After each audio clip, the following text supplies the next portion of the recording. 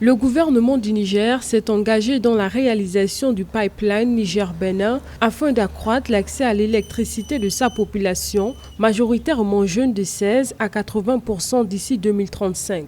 Les zones rurales du Niger qui ont des niveaux d'accès à l'électricité inférieurs à 5% seront priorisées. Une agence pour la promotion de l'électrification rurale a récemment été créée dans le pays à cet effet. Le Niger s'est engagé dans une voie que nous soutenons avec ferveur pour augmenter considérablement l'accès à une électricité fiable et abordable pour sa jeune population. Dans un communiqué, la Chambre africaine de l'énergie a affirmé que la mise en service du pipeline Niger-Bénin, long de 1982 km, devrait permettre de faire passer la production actuelle de 20 000 barils par jour à 120 000 barils par jour à l'horizon 2024 et permettre au Niger de financer en partie sur fonds propres son plan d'électrification. L'aboutissement de cet oléoduc devrait avoir des retombées économiques considérables, essentiellement en termes de création d'emplois pour les jeunes et la fiscalité.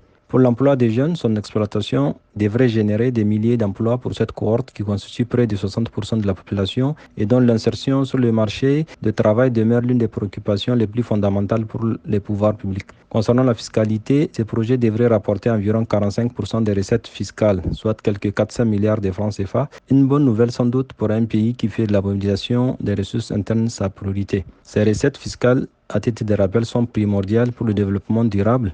Les travaux du pipeline Niger-Bénin avaient officiellement été lancés le 17 septembre 2019 par le président Issoufou Mahamadou. Long de 1982 km, dont 1298 km en territoire nigérien et 684 km au Bénin, le pipeline international Niger-Bénin va permettre au Niger d'exporter son pétrole à l'international. Le délai de livraison de cette infrastructure est prévu pour la fin d'année 2022.